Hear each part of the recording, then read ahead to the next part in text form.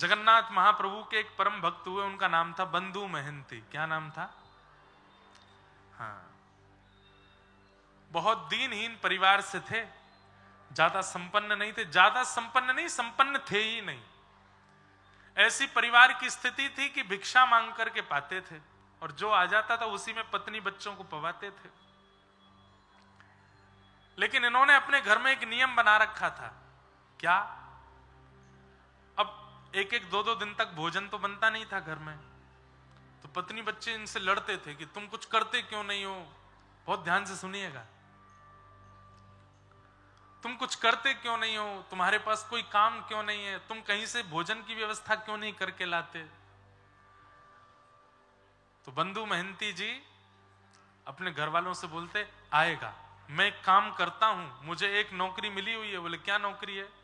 बोले एक व्यक्ति ने मुझसे कहा है हमारे परिवार के नाम से तुम और तुम्हारा पूरा परिवार घर पे बैठ के कीर्तन किया करे तो हम तुम्हारे घर भोजन भिजवा दिया करेंगे।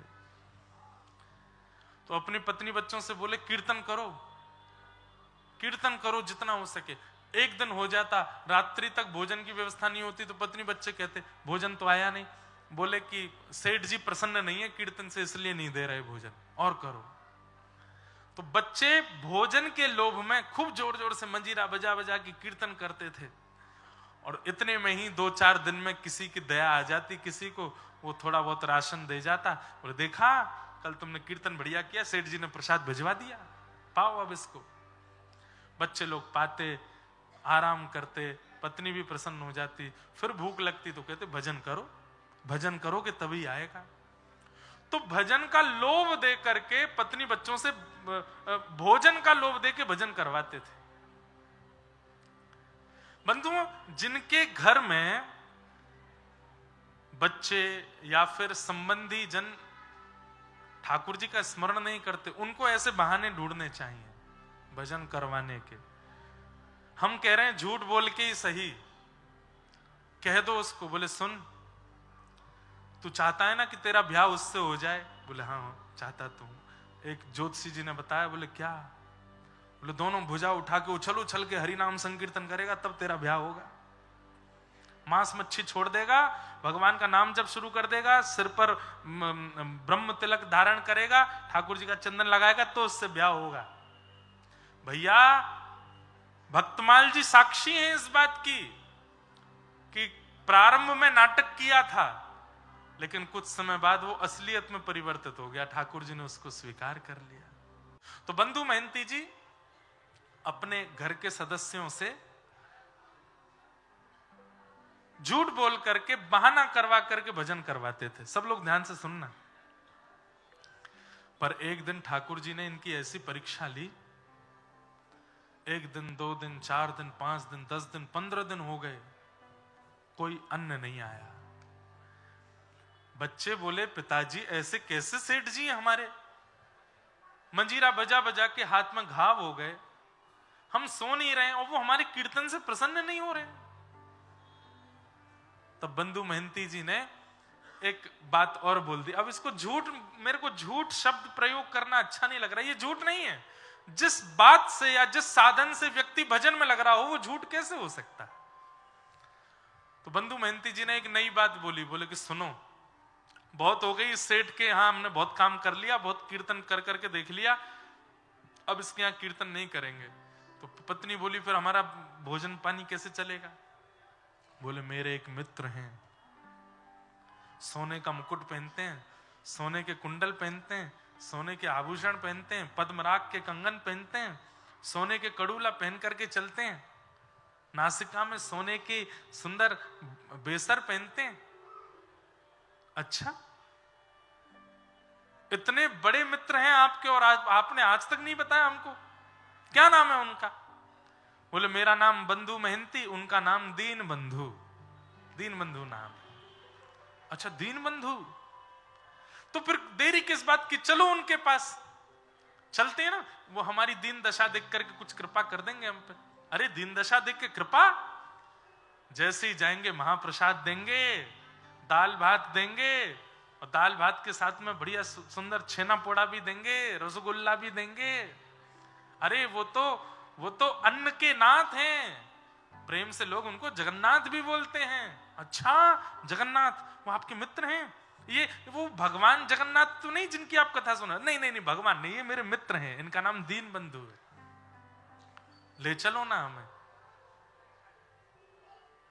पति ने कहा दूरी है, 5 दिन लगेंगे पहुंचने में। पत्नी बच्चे बोले 15 दिन से तो हम भूखे हैं, 5 दिन और सह लेंगे। चलो तो सही, वहां जाके तो दाल भात मिलेगा ना। आहा, अपनी पत्नी बच्चे सबको लेकर के निकल पड़े बंधु मेहनती। और बस अब पत्नी बच्चे तो प्रतीक्षा कर रहे हैं कि कब हम पहुंचे उनके दीन बंधु जी के पास और वो हमको प्रसाद पवा में। और यहां बंधु मेहनती जी के मन में बार बार आ रही है, ठाकुर जी दीनानाथ बस कृपा कर देना, कैसे भी करके महाप्रसाद पवा देना। मैंने झूठ पर झूठ बोले हैं पत्नी से कीर्तन कवाने के लिए, अब आपका धाम लाने के लिए भी झूठ बोला है कि आप मेरे मित्र हो, बस मेरी लाज रखना। 5 दिन बाद जैसे ही पहुंचे जगन्नाथपुरी, आहा, नील चक्र विराजमान, और नील चक्र के ऊपर जब ध्वजा लहराती हुई देखी बंधु मेहनती जी ने, देवी देखो देखो वो नील चक्र दिख रहा है। बोले हाँ हाँ दिख रहा है, उसी के नीचे ही बैठते मेरे मित्र दीन बंधु।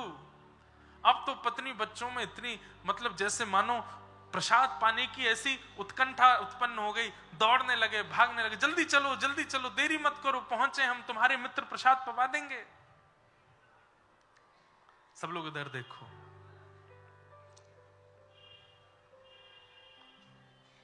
पहुंच गए। पत्नी बार बार के कहां है तुम्हारे सखा? अरे भीतर तो चलो, अभी अभी दिखाता हूं। सिंह द्वार से भीतर प्रवेश किया, परिक्रमा करते हुए जैसे ही अंदर पहुंचे, गरुण स्तंभ के पीछे जाकर के खड़े, हजारों की तादाद में भक्त खड़े हैं। पत्नी बोलने लगी कहां तुम्हारे मित्र? अरे देखो मुझे देखते ही भुजा पसार करके खड़े हैं, गले मिलने के लिए देखो कैसे बुला रहे हैं, हाथ फैला करके कह रहे हैं जल्दी आओ जल्दी आओ। बीच में सुभद्रा जी वो तुमको बुला रही हैं और बलभद्र जी बच्चों को बुला रहे, देखो सब भुजा पसार करके बुला रहे हैं, लेकिन भीड़ इतनी ज्यादा है, इतने लोग खड़े हैं सामने, कैसे जाएंगे हम उनके पास?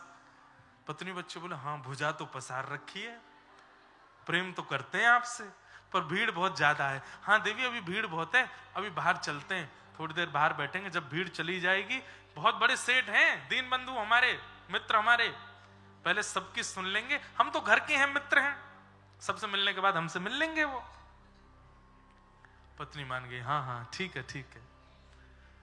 अब यहां तो भीड़ ही खत्म नहीं हो, चलते चलते चलते बच्चे बेचारे थक गए, चल के आए इतनी दूर से, भूखे प्यासे सो गए, बच्चों के सोते ही मां भी सो गई। और वहां बंधु मेहनती जी हाथ जोड़ करके बस नेत्रों से आंसू बहा रहे हैं, जगन्नाथ जी बस कृपा कर दो, कैसे भी करके मेरी पत्नी और बच्चों के चित्त में जो ये विश्वास मैंने प्रकट कर दिया है इस पर मोहर लगा दीजिएगा, नहीं तो अगर कहीं इनको पता चला कि आप परमात्मा हो, मेरे मित्र नहीं हो, तो ये आपका भजन करना बंद कर देंगे, और बस थोड़ा सा प्रसाद पवा देना। मंदिर बंद हो गया। बंधु मेहनती जी को बस चिंता है आज की रात भी निकल जाएगी, पर दिन में क्या होगा? मंदिर से सब लोग वहां से चले गए, बंधु मेहनती जी पीछे अपनी पत्नी बच्चों को संग लेके चिंता में बैठे हैं, नील चक्र की ओर देख रहे हैं। ठाकुर जी को दया आ गई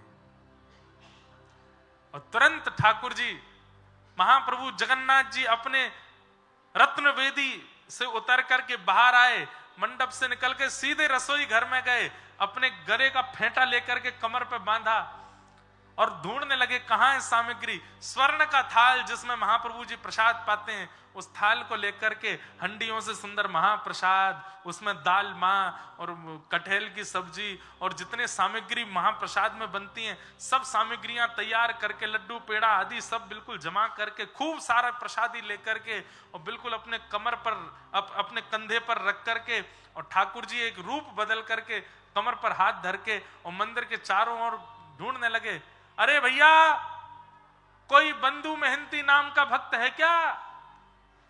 बंधु मेहनती जी ने जैसी नाम सुना, बोले मेरा नाम कौन बुला रहा है?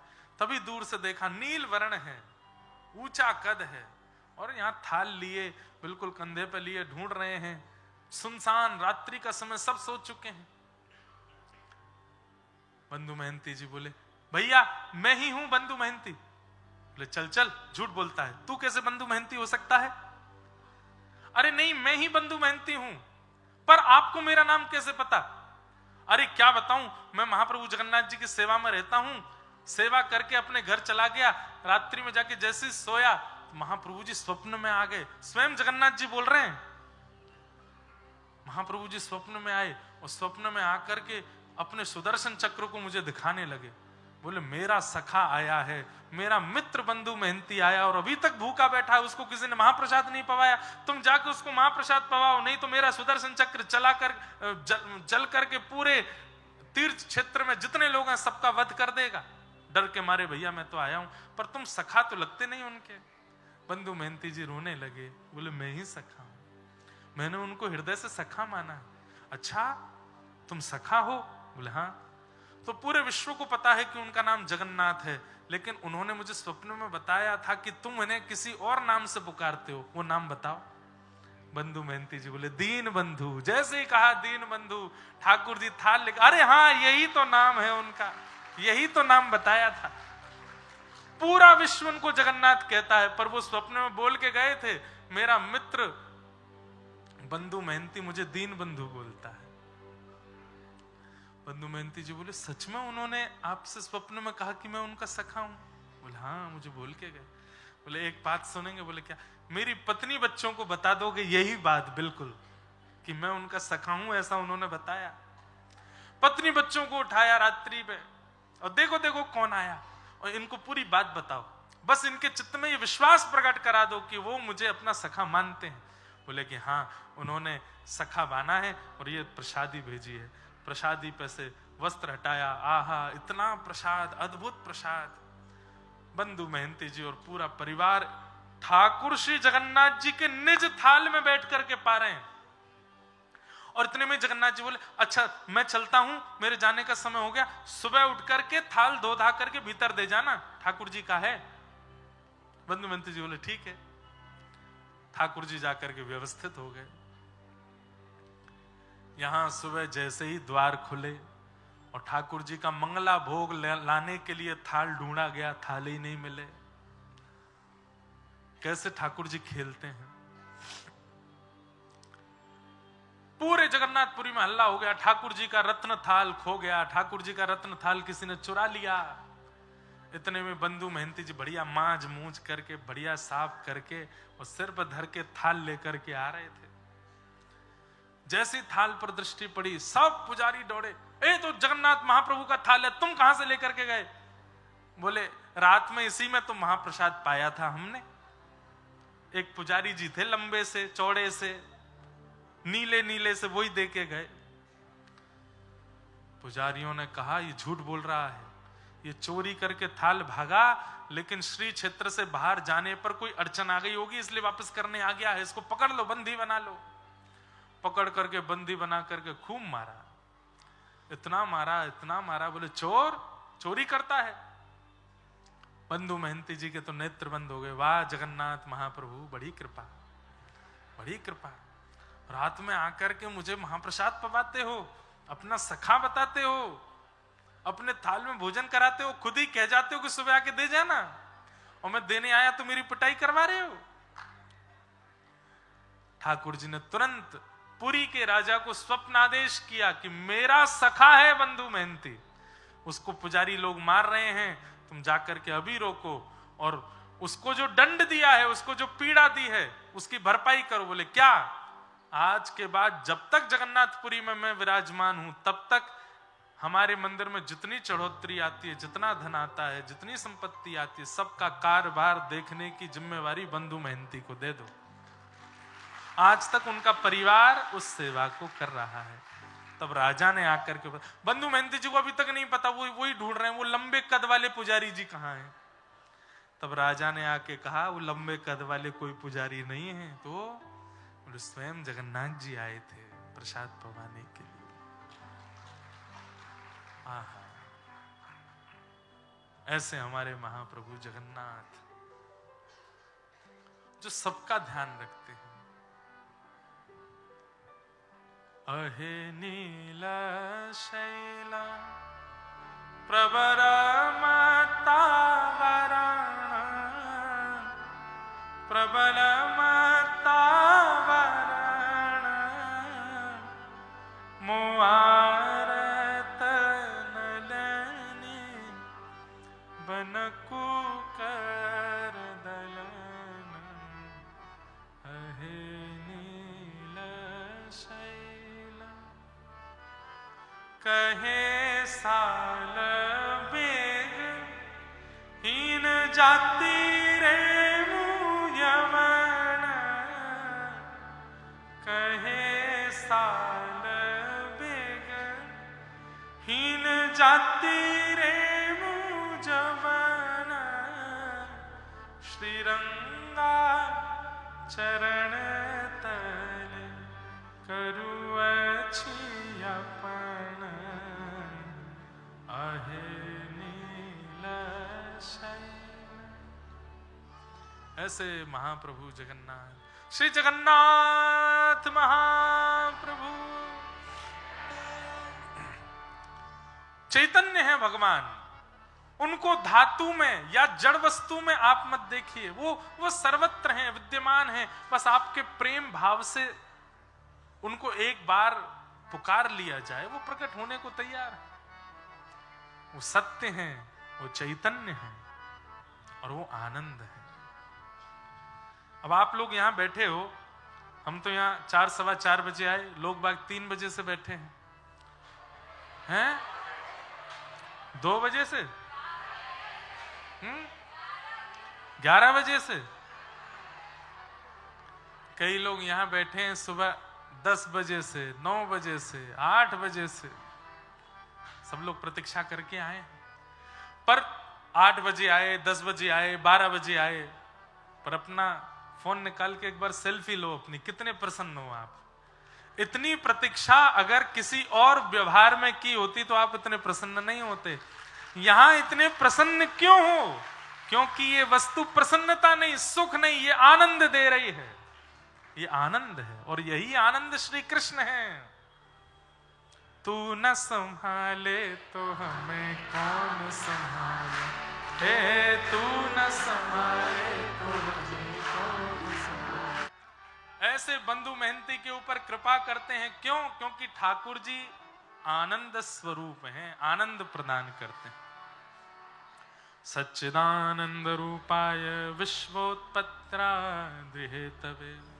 विश्व की उत्पत्ति, पालन और संहार के जो हेतु हैं, तापत्रय विनाशाय, 3 प्रकार के तापों का जो विनाश करते हैं, ऐसे श्री कृष्णाय वयं नमः। ऐसे श्री कृष्ण को हम बारंबार प्रणाम करते हैं। बंधुओं,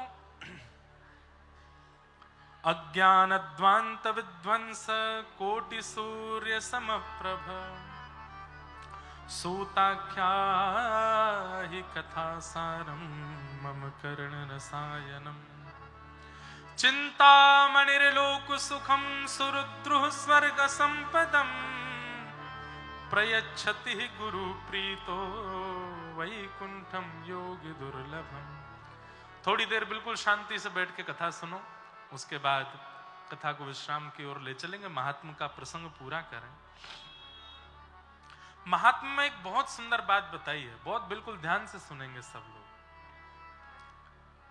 प्रयच्छति गुरु प्रीतो वैकुंठम योगी दुर्लभम। एक बात सदैव याद रखिएगा, ठाकुर जी की प्रसन्नता महत्वपूर्ण है, धाम की प्रसन्नता महत्वपूर्ण है, नाम की प्रसन्नता। आप नाम करते हैं तो ठाकुर जी का नाम भी प्रसन्न होता है, जब धाम जाते हैं तो धाम प्रसन्न होता है। ठाकुर जी की सेवा करते हैं, प्रसाद पवाते हैं, ठाकुर जी प्रसन्न होते हैं। पर इन सबसे भी अधिक श्रेष्ठ है ठाकुर जी की राह दिखाने वाले गुरु आपसे प्रसन्न हो जाए, गुरु की प्रसन्नता। बुरा नहीं मानिएगा, गुरु यदि प्रसन्न नहीं है तो ठाकुर जी कैसे प्रसन्न होंगे?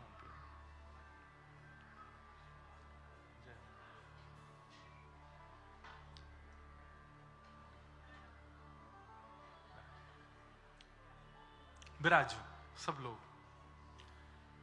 संत भगवान की जय। तो गुरु की प्रसन्नता बहुत महत्वपूर्ण है।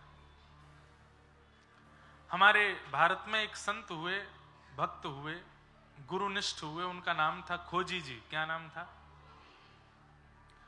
उनके गुरु जी उनको सेवा में रखते थे, निज सेवा में। तो एक दिन शंका निवृत्त होने के बाद हाथ धुला रहे थे शिष्य खोजी जी अपने गुरु जी के, तो हाथ धोते धोते शिष्य गुरु जी हंस गए। तो खोजी जी ने पूछा, गुरुदेव आप इतनी जोर से हंसे, आपकी हंसी का कारण? तो गुरु जी तुरंत नाराज हो गए, बोले कैसे शिष्य हो तुम, तुमको ये नहीं पता कि मैं हंस क्यों रहा हूं? तो शिष्य बोले, गुरु जी क्षमा करें, मैं पहचान नहीं पाया। बोले कि तुम मेरी सेवा से अभी निकल जाओ, इतने दिन सेवा में रहते रहते हो गए, तुमको यही नहीं पता कि मैं हंस क्यों रहा हूं? अरे शिष्य का शिष्यत्व ऐसा होना चाहिए कि गुरु के आव भाव से पता कर ले कि गुरु जी क्या चाह रहे हैं, उनके मन में क्या चल रहा है। अब हम आप सब लोग तो इतनी बड़ी परंपरा गुरु निष्ठता में हम लोग तो नहीं है, पर फिर भी एक प्रसंग सुना रहा हूं कि गुरु की प्रसन्नता से क्या होता है। तुम्हें ये नहीं पता कि मैं हंस क्यों रहा हूं, निकल जाओ सेवा से। और जब तक इसका उत्तर ना मिल जाए कि मैं क्यों हंसा था, आना नहीं लौट के। अब बेचारे खोजी जी जगह जगह जामे, संत जनों के पास जाकर के कहें, मेरे गुरु जी क्यों हंसे, मुझे बताओ। संत बोले, हमें क्या पता तुम्हारे गुरु जी क्यों हंसे। कई संतों से बेचारे हाथ पांव जोड़ करके खूब दान दक्षिणा भी दे देते, प्रसन्न कर दे। संत बोले, बोलो तो सही क्या बात है, तुम पीछे पड़े। बोले, मेरे गुरु जी हंस गए थे एक बार, वो क्यों हंसे थे ये बता दो। कोई नहीं बता पाया। तब एक दिन आप एक वृक्ष के नीचे बैठ करके और बिल्कुल व्याकुल हृदय से रोने लगे और बस पूछने लगे, प्रकृति मुझे जवाब दो, मुझे गुरुजी ने दूर कर दिया सेवा से, वो हंसे क्यों थे। तब परम भागवत श्री कबीरदास जी प्रकट हो गए और बोले, रोते क्यों, मैं बताता हूं। बोले, क्यों हंसे? बोले, तुम्हारे गुरुजी इसलिए हंसे कि जब लघु शंका के बाद वो हाथ धो रहे थे, उसी समय पीपल के वृक्ष का एक बीज वहां गिरा हुआ था और हाथ धोने पर वो जल जो था वो पीपल के उस बीज को बहा के ले गया। तो गुरुजी हंसने लगे, बोले, वारे बीज, तू ही अगर भूमि के अंदर प्रविष्ट हो गया होता, वृक्ष बन गया होता, तो तुझे नारायण मान करके पूरी दुनिया पूज रही होती, लेकिन तू केवल बीज मान करके संसारी विषय में ऊपर उठा हुआ है, इसलिए आज तेरी गति देख, केवल एक सामान्य से लघु शंका के जल में तू बह करके जा रहा है। संसार के लोगों पर हंसते हुए तुम्हारे गुरुदेव कह रहे थे कि जो अनेक बीजों को जन्म और अनेक लोगों को छाया प्रदान करने वाला वृक्ष बन जाता है, वो नारायण के समान पूजने लगता है, लेकिन जो वृक्ष से विहीन होकर के केवल बीज बन के पृथ्वी पर गिर जाता है, वो एक दिन किसी इसी प्रकार के मलमूत्र के जल में बह जाता है। संसार का जीव क्या है? वो विषय आसक्त है। अब ये बहुत समझने वाली बात, उसको ये चिंता नहीं है कि 7:30 बजे कथा पूरी हो जाएगी, 7 बजे महाराज जी चले, उसको ये चिंता है 7 बजे पूरी हो जाएगी, उसके बाद मुझे संदेश खाने वहां जाना है, मेरी जीव को संदेश की इच्छा हो रही है, मुझे उसको खिलाना है, विषय भोग की इच्छा। उसे ये चिंता नहीं है कि आज रात मेरा भोजन होगा कि नहीं, उसे ये चिंता है कि मेरे नेत्रों को उसको देखने की इच्छा है, वो मुझे दिखेगा कि नहीं या दिखेगी कि नहीं। उसे ये चिंता नहीं है कि रात्रि में सर्दी होगी या गर्मी होगी, मैं क्या ओढ़ूंगा क्या पहनूंगा, उसे ये चिंता है कि मेरे त्वचा को इस स्पर्श की आवश्यकता, ये स्पर्श उसको मिलेगा कि नहीं। मैं बहुत ढक करके बोल रहा हूं बातें। विषय भोग की आश में पूरी दुनिया दौड़ रही है। जो स्थिर होकर के एक वृक्ष बनकर के खड़ा हो जाता है, जैसे साधु स्वामी विवेकानंद, वो वृक्ष हैं, क्योंकि आज तक उनकी छाया में कितने लोग आनंदित हो रहे हैं, आज तक उनके द्वारा प्रकट किए गए फलों को कितने लोग चाख रहे हैं, वो वृक्ष हैं। हम आप सब वृक्ष नहीं, हम बीज हैं। वृक्ष बनने की सामर्थ्य हम में है, पर विषय भोग में हमारी इतनी इच्छा है कि हम संसार के विषय भोग रूपी उस जल में बहते जा रहे हैं। कबीरदास जी ने प्रकट हुआ, इसलिए तुम्हारे गुरु जी हंस रहे थे। खोजी जी बोले, इतनी गहरी सोच मेरे गुरु जी की। वो सामान्य हाथ धोते हुए बीज बह गया तो इस पर इतना गहरा चिंतन कर लिया। तुरंत जाकर के गुरुजी से उन्होंने कहा, गुरुजी आप इतने साल पहले इस बात पर इसलिए हंसे थे, गुरुजी ने कहा मेरा शिष्य हृदय से लगा लिया। बोले अब तुझे परमात्मा से मिलने से कोई न रोक सकता। क्यों? क्योंकि मैं तुझसे रीझ गया। भले ही मुझे परमात्मा नहीं मिले पर मेरी प्रसन्नता से तुझे परमात्मा जरूर मिलेंगे। ये गुरु में सामर्थ्य है बंधु। गुरु यदि प्रसन्न है, आचार्य यदि प्रसन्न है, साधु यदि प्रसन्न है, और एक बात कह दूं, हरि कथा सुनने वाले, हरि चिंतन करने वाले, हरि सेवा करने वाले वैष्णव आपसे यदि प्रसन्न है तो ठाकुर जी आपसे अति प्रसन्न हो जाएंगे। वो यदि आपसे प्रसन्न है तो आप में योग्यता नहीं ठाकुर जी को प्रसन्न करने की। अब यहां इतनी संख्या में लोग आए, इतनी संख्या में वैष्णव अगर मुझसे प्रसन्न हो गए, मेरे कथा सुनाने के भाव से आनंदित हो गए, तो आप सबकी प्रसन्नता जगन्नाथ जी को प्रसन्न कर देगी। जगन्नाथ जी को लाला बहुत बढ़िया, तू ऐसे ही सबन को प्रसन्न करे कर। आपकी प्रसन्नता ठाकुर जी की प्रसन्नता से ज्यादा आवश्यक है मेरे लिए, और आप लोगों के लिए गुरु की प्रसन्नता। हम भले ही यहां से नीचे आपके गुरु नहीं है, पर जितनी देर यहां बैठे उतनी देर आपके गुरु हैं, और उतनी देर आपको वो विचार करना चाहिए कि ये प्रसन्न रहें। कथा में सोए ना, कथा में हल्ला ना करें, कथा में कुछ पिए ना, कुछ खाएं ना, किसी को परेशान ना करें, शांति बना करके रखें, ताकि ये प्रसन्न होकर के कथा सुनाए तो ऐसी कथा सुना देंगे कि 7 दिन में हमको भले ही ठाकुर जी का अनुभव नहीं, आपको हो जाएगा। हम प्रसन्न हो गए तो, और हम नहीं, व्यास मंच पर सुशोभित होने वाला, व्यास गद्दी पर बैठने वाला कोई भी वक्ता यदि गुरु रूप में अगर आपने उससे मान के उसको प्रसन्न कर दे, उसकी प्रसन्नता दक्षिणा से नहीं है। और दक्षिणा से प्रसन्न होने वाले अगर कोई गुरु जी हो तो वो हम नहीं है। हमारे सामने आप बैग भर के धर दो, ले जाओ महाराज जी हमको इतने दिन कथा, हम नहीं सुनाएंगे। हम आपको अपनी वास्तविकता बता रहे हैं।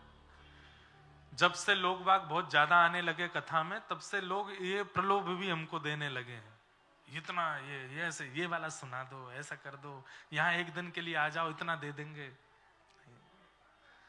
प्रसन्नता हमारी केवल इसमें है कि आप प्रसन्न होकर के, भावना में युक्त होकर के, भक्ति भाव से युक्त होकर के बस झूम करके कथा सुनो और भगवत अनुभव कर लो। आज के 8वें दिन की मैं गारंटी नहीं लेता उस दिन आपको अनुभव होगा कि नहीं, पर इन 7 दिन में अनुभव हो जाएगा। ये भागवत जी के मंच की हम गारंटी ले सकते हैं कि इसकी गारंटी है कि 7 दिन में आपको अनुभव हो जाएगा।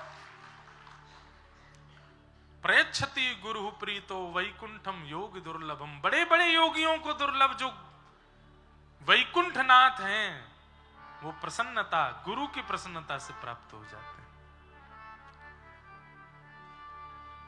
88,000 सोनकादि ऋषियों ने सूत जी महाराज से प्रश्न किया, कलिकाल में मानव कल्याण कैसे हो, इसका कोई रास्ता बताइए।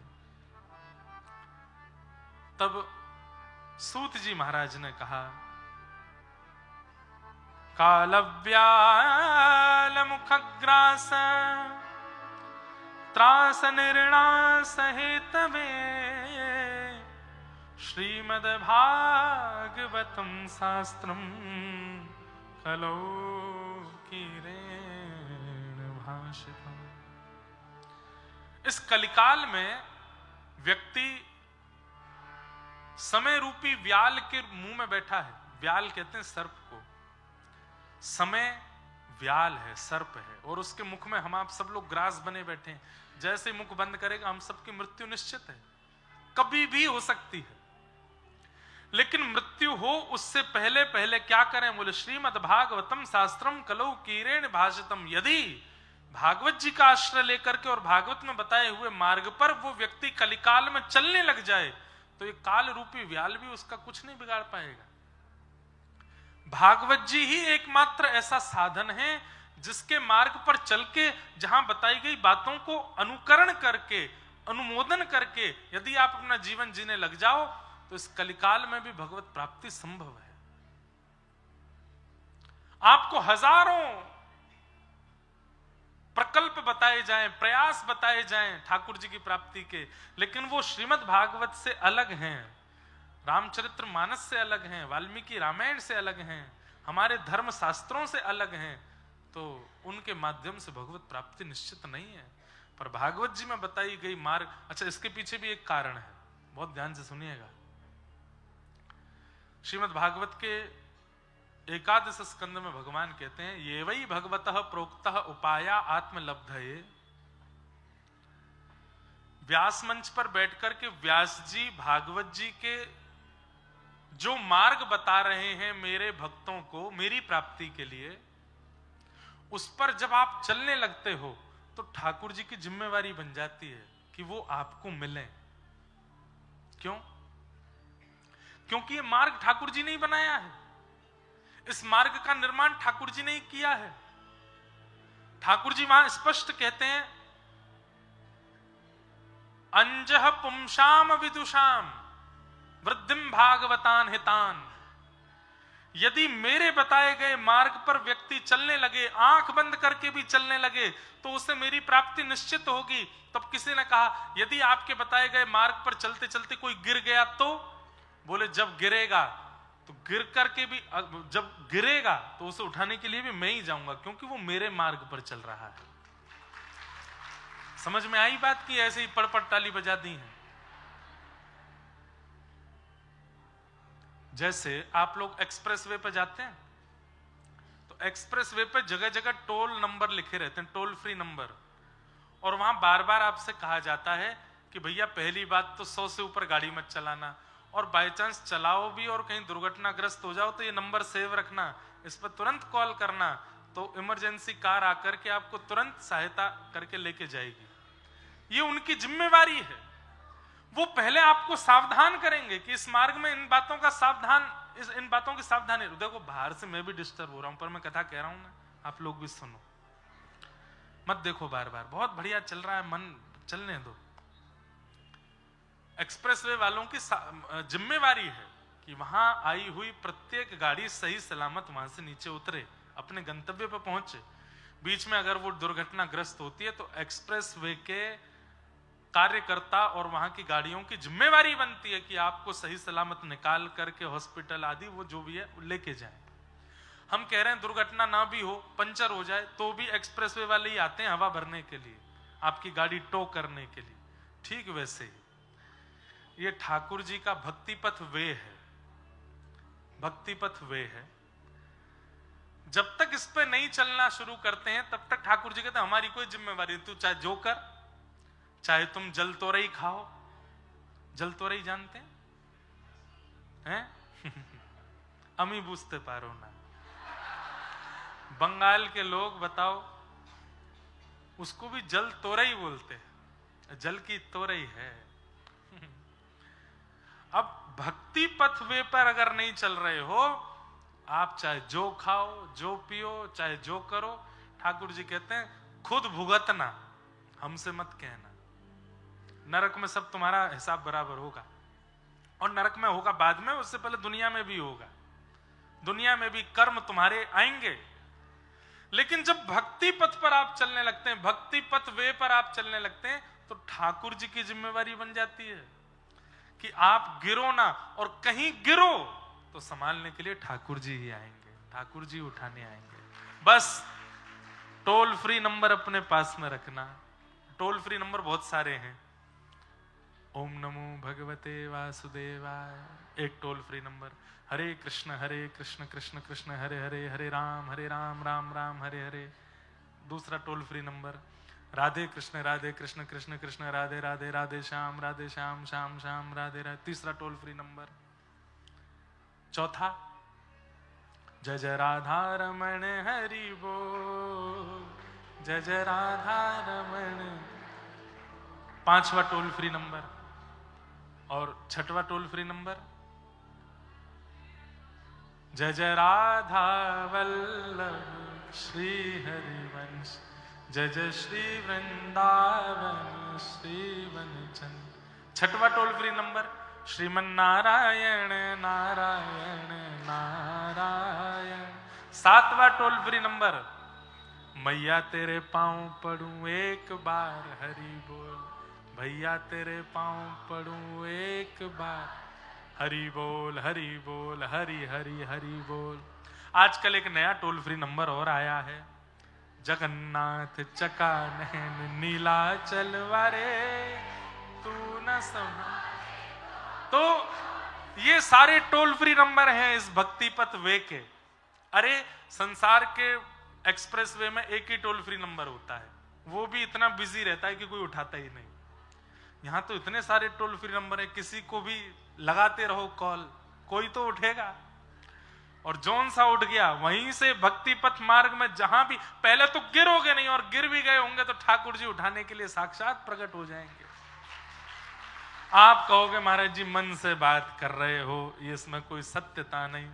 ठाकुर जी स्वयं नवयोगेश्वर संवाद प्रारंभ होने से पूर्व 10वें स्कंद में प्रमाण रूप से इस बात को कहते हैं कि मैं अपने भक्तों को गिरने नहीं देता। न मे भक्त्या प्रणश्यति, मैं अपने भक्तों का कभी पतन नहीं होने देता। भक्त कौन है? जो भक्ति पथ वे पर चल रहा है। अच्छा, किन भक्तों का पतन नहीं होने देते? जो 3 निष्ठा तो कम से कम रखते हैं। 3 में से एक निष्ठा भी आपके पास है तो भी ठाकुर जी आपका पतन नहीं होने देंगे। 3 निष्ठा। पहली नाम निष्ठा, ठाकुर जी का नाम नित्य गाते हो। दूसरी तुलसी निष्ठा, गले में तुलसी पहनते हो।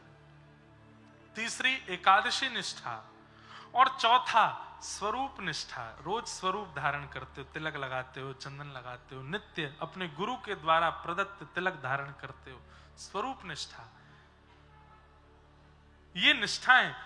5वां कथा सत्संग निष्ठा। पता चल गया कि महाराज बड़ा पार्क में कथा होने वाली है, क्या नाम है जगह का? लेक टाउन है, केप टाउन, लेक टाउन। हाँ, एक सॉल्ट लेक भी जगह है ना यहाँ पे, हाँ पास में ही। एक काकुड़गाछी भी जगह है। मैं आ चुका हूँ कलकत्ता। काकुड़गाछी वाले तो बैठे हैं यहाँ पे, इनके घर पे ही रुके थे हम, पिताजी की कथा हुई थी। तो हम क्या बता रहे थे? ये वै भगवता प्रोक्ता उपाया यात्मलब्धये अंजः पुंसाम विदुषाम वृद्धि भागवतान् हिताम् यानास्थाय नरो राजन न प्रमादेत करहिचित। ध्यान से सुनो। धावन निविल्यवा नेत्रेश न खलेन पते दिह। भगवान कह रहे हैं, हे राजन, मेरे द्वारा बताए गए इस भागवत मार्ग को जो व्यक्ति स्वीकार करके इस पर चलता है, और कैसे चलता है? प्रमाद किए बिना। प्रमाद किसको कहते हैं? आलस को। बिना आलस्य किए बिना जब इस मार्ग पर व्यक्ति चलना प्रारंभ करता है, तब भगवान कहते हैं धावन निमिल्यवा नेत्रे नस्खलेन पते दिह। उसका फिर कभी खलन नहीं होता, वो कभी गिरता नहीं, और कभी गिर भी जाए तो मैं उठाने के लिए आता हूं, मैं उसको बचाने के लिए आता हूं, क्योंकि मेरे मार्ग पर गिरा है। तो भैया, आपने तिलक लगा लिया, आपने कंठी पहन ली, आपने गुरु नाम ले लिया, आप कथा सुनने लगे, आप ठाकुर जी को समर्पित हो गए, तो फिर ठाकुर जी की जिम्मेवारी है कि आप गिरो ना। लेकिन इसका मतलब यह नहीं है कि जानबूझ करके गिरने वाले ही काम करो, कि ठाकुर जी की जिम्मेवारी बन गई अब तो हम गिरेंगे, अब तो आके वो संभालेंगे हमको। जानबूझ करके अगर गिरने का प्रयास करोगे तो ठाकुर जी और जोर से गिरेंगे, ले और गिर। जानबूझ के गिर रहा है। अब भाई, जब कह रखा है कि स्पीड लिमिट 120 है, तुम जानबूझ के वहां पर 170-80 पहुंचा रहे हो, तो फिर ठाकुर जी कहेंगे अब ये इतनी अनीति करोगे तो फिर क्या होगा। इसलिए भैया, इस भक्ति मार्ग पर भागवत जी की जो कथा है, ये कलिकाल में बहुत बड़ा साधन है भगवत प्राप्ति का। बस इसका पालन करो। नारद जी महाराज ने सनत कुमारों से पूछा, भक्ति ज्ञान वैराग्य के युवावस्था पुनः प्राप्त हो, इसके लिए कोई साधन बताइए, क्योंकि ज्ञान वैराग्य वृद्ध हो गए हैं। तब उन्होंने भी 5 यज्ञ बताए, और उन 5 यज्ञों में सबसे श्रेष्ठ यज्ञ यही है। द्रव्य यज्ञास्तपो यज्ञ योग यज्ञस्तथा परे स्वाध्याय ज्ञान यज्ञश्च ते तु कर्म विसूचका। 5 प्रकार के यज्ञ हैं। तप यज्ञ योग यज्ञ, स्वाध्याय यज्ञ, ज्ञान यज्ञ, स्वाध्याय यज्ञ और ज्ञान यज्ञ। इनमें सबसे बड़ा यज्ञ यदि कोई है तो वो ज्ञान यज्ञ, जो हम आप सब लोग कर रहे हैं। बोले इस ज्ञान यज्ञ के मार्ग पर चल करके व्यक्ति को भगवत प्राप्ति और ज्ञान वैराग्य की प्राप्ति संभव है। तब सनत कुमारों से नारद जी ने प्रार्थना की, आप ही आइए और इस कथा का सार सुनाइए।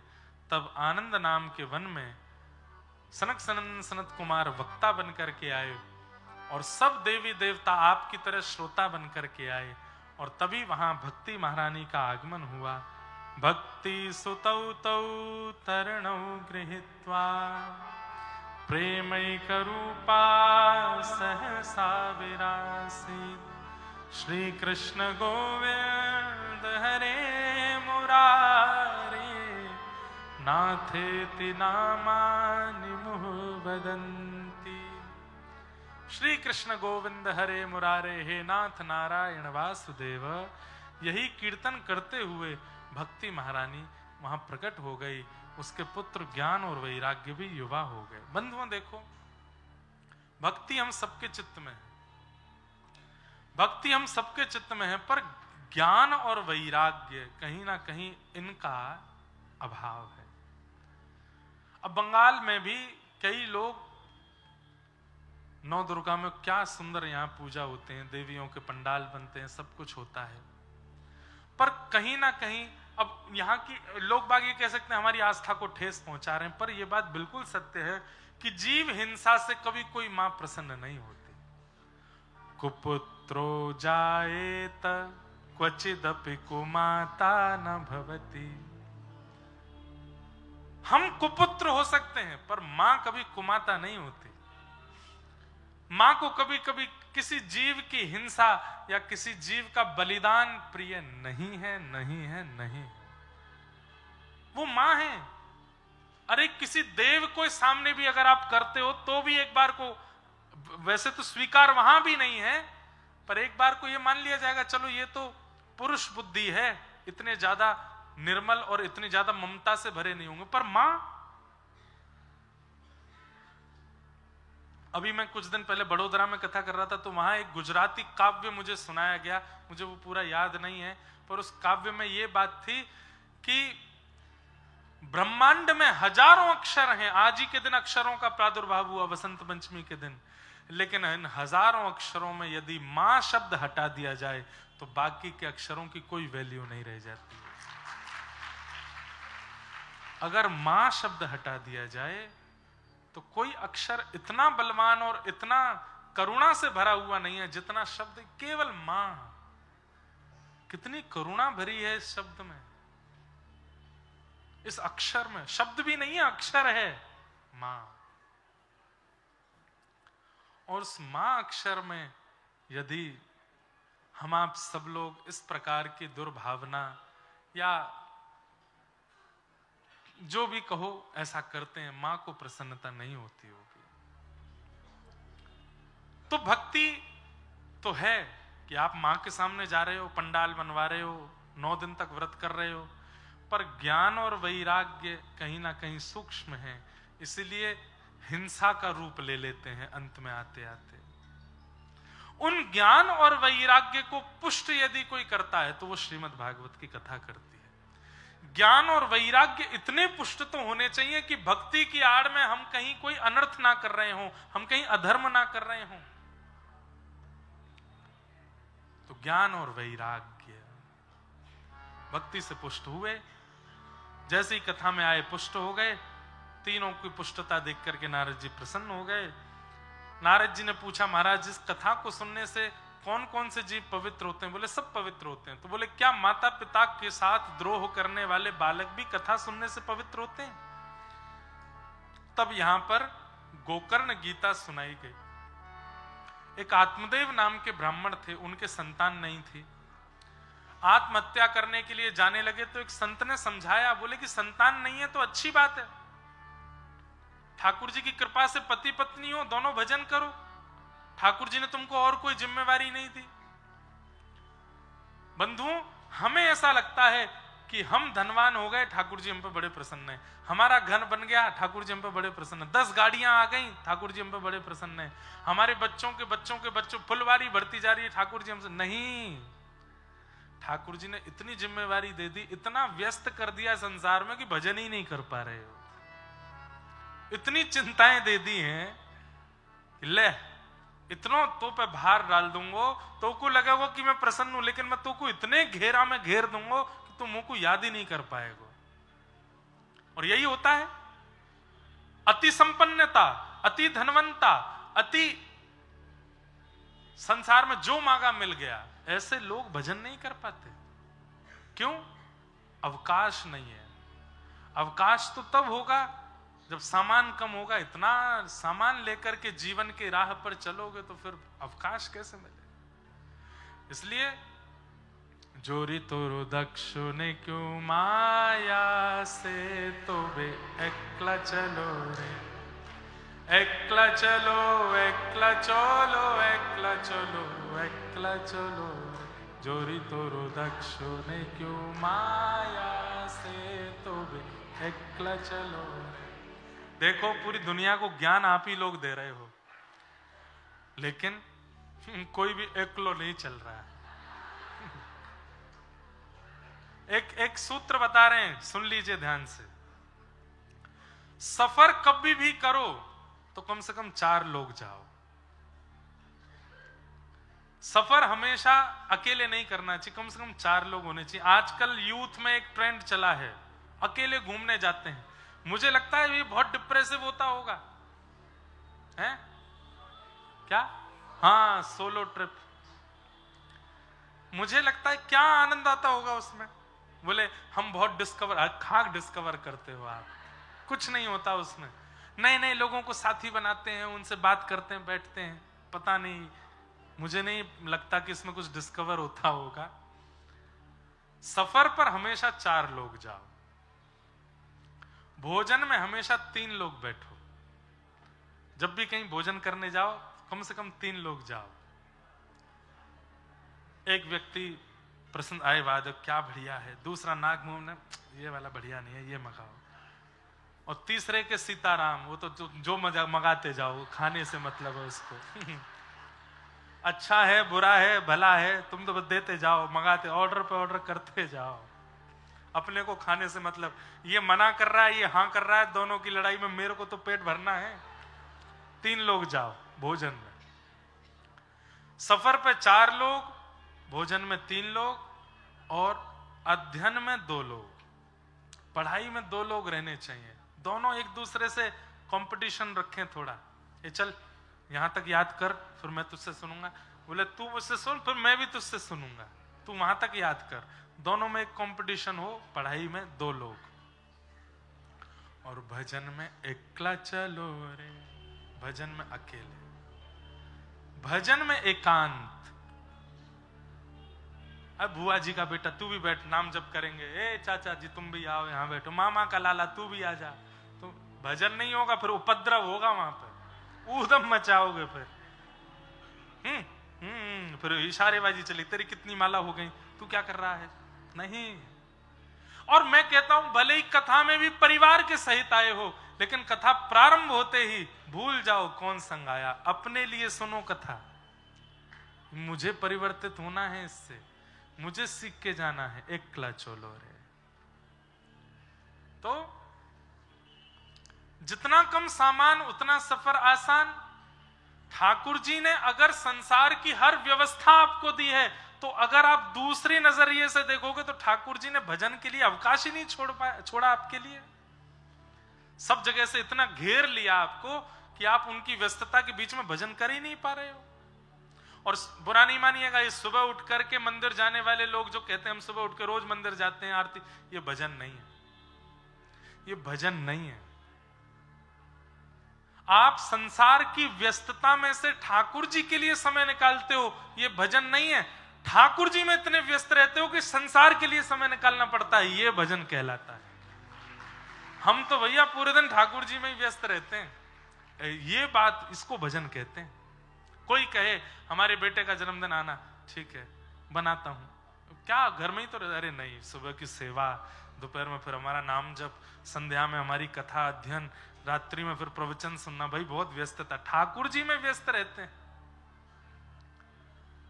अभी हम संसार में व्यस्त हैं और संसार से ठाकुर जी के लिए समय निकालते हैं। भक्ति पथिक ठाकुर जी में व्यस्त रहता है, वो कभी कभी संसार के लिए समय निकालता है। तो अच्छा है कि ठाकुर जी ने भार कम दिया, एकला चलो रे। लेकिन आत्मदेव जी नहीं समझे, बोले नहीं मुझे तो संतान चाहिए। संत के चरणों में इतने व्याकुल हो गए कि संत ने व्याकुलता देख नहीं पाए। संत हृदय नवनीत समाना एक फल दे दिया, जाओ अपनी पत्नी को खिला देना और 1 वर्ष तक उसको कहना सत्य बोले, पवित्रता का ध्यान रखे, दान करे और एक समय भोजन करे, अपने शत्रु के प्रति भी शत्रुता ना रखे, उस पर भी दया करे, 5 दिन तक बहुजल्पिक ना रहे, कम बोले। तुम्हारे पत्नी के गर्भ से वैसे तो संतान होने की संभावना नहीं, पर मैंने अपने भजन का फल दिया है, एक पुत्र होगा, जाओ।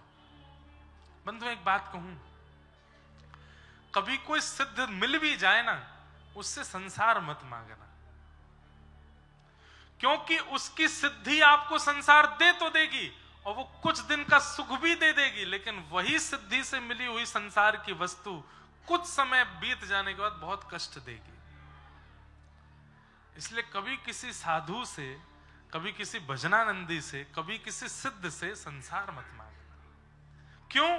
क्योंकि उसने सिद्धि प्राप्त की भजन से, और उसके भजन के बल पर अगर संसार की वस्तु आप मांग लोगे तो कुछ दिन तो सुख मिलेगा, पर वही वस्तु फिर कष्ट देगी कुछ समय बाद। इसलिए सिद्ध कोई मिले, भजनानंदी कोई मिले, महापुरुष कोई मिले, तो उससे तो केवल भजन का बल मांगो कि हमें भजन का बल दो। बाकी संसार में जो मिलना है मैं खुद प्रारब्ध से कमा लूंगा। आपके आशीर्वाद से मुझे प्रारब्ध नहीं चाहिए कि मेरा घर बने, मुझे गाड़ी मिले, मेरे बच्चे का ब्याह हो, ये हो वो हो। भजन से ये सब नहीं मांगना है। भजन के बदले, सिद्धों के बदले तो ठाकुर जी के भजन का बल मांगो। कभी वृंदावन के रसिकों के पास जाओ तो चरणों में प्रणाम करके केवल यही कहो कि आप कृपा करके जैसे आपका भजन बना वैसे हमारा भी बने, ये कृपा कर दो। हमारे चित्त से कभी ठाकुर जी की विस्मृति ना हो, ये कृपा करो। ऐसे वरदान मांगने चाहिए संतों से, भक्तों से, रसिकों से।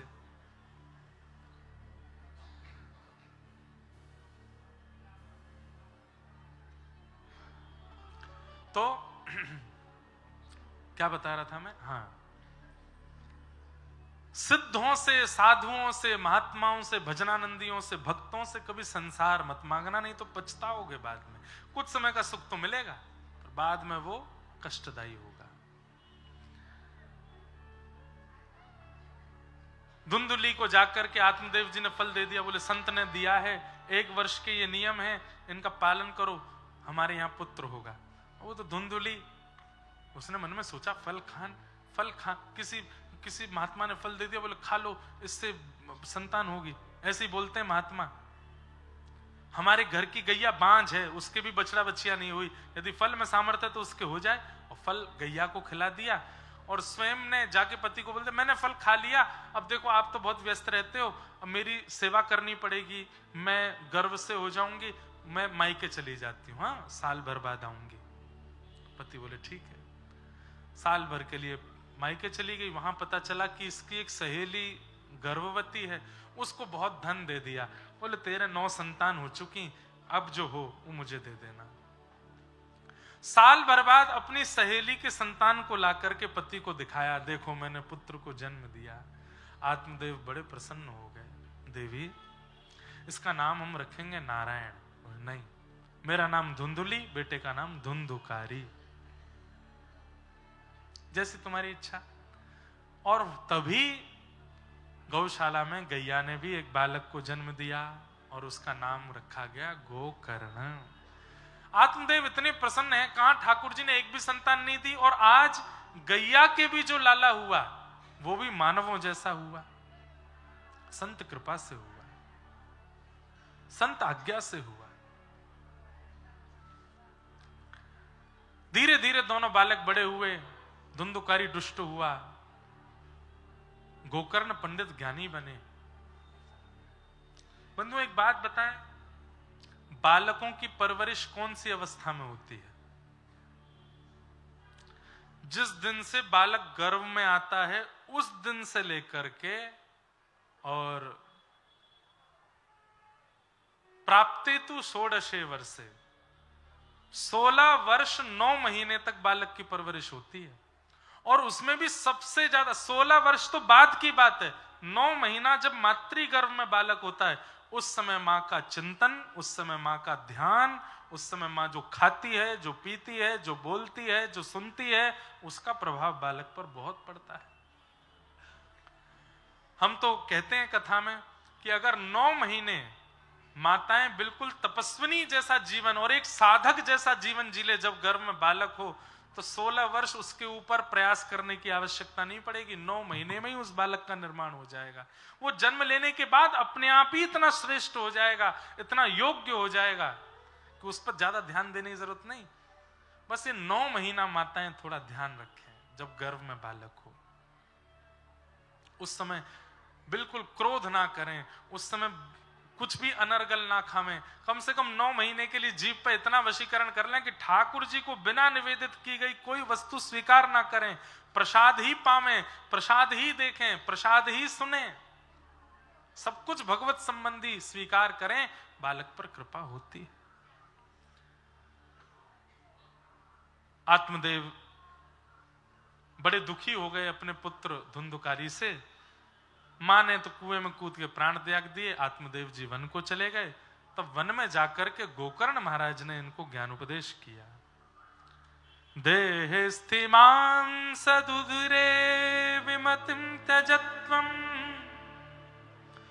देहे स्थिमां सरुधिरे विमतिं त्यजत्वम्, जाया सुतादिषु सदा ममतां विमुञ्च, पश्यानिशं जगदिदं क्षणभङ्गुनिष्ठं, वैराग्यरागरसिको भवभक्तिनिष्ठः, धर्मं भजस्व सततं त्यज लोकधर्मान्,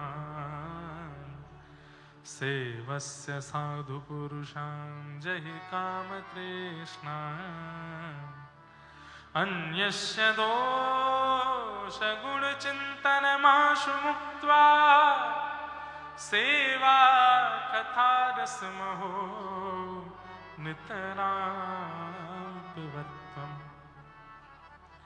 पिताजी को ज्ञान उपदेश किया और ज्ञान उपदेश के पश्चात आत्मदेव जी महाराज श्रीमद् भागवत जी का आश्रय लेकर के भगवत धाम प्रस्थान कर गए।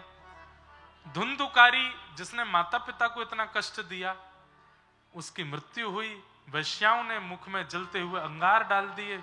मृत्यु के बाद वही प्रेत बना। बंधुओं, पाप और महापाप दो श्रेणी होती हैं। कल अवसर मिलेगा तो मैं महापाप 10 महापाप हैं उन पर चर्चा करेंगे। और इन 10 महापापों को जो व्यक्ति जीवन में करता है उसको प्रेत योनि में जाना ही पड़ता है। नरक से भी ज्यादा कष्टदायी यदि कुछ है तो वो महापाप की प्रेत योनि है।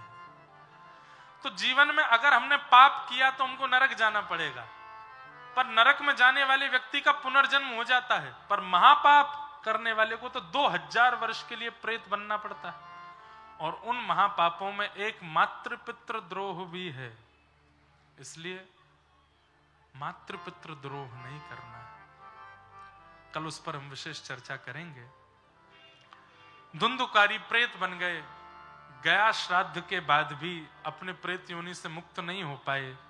तब श्रीमद् भागवत जी की कथा हुई और श्रीमद् भागवत की कथा होते ही, सप्ताह कथा होते ही श्री गोकर्ण जी महाराज के मुख से कथा श्रवण करते ही प्रेत योनि से मुक्त होकर के भगवत धाम को प्रस्थान कर गए।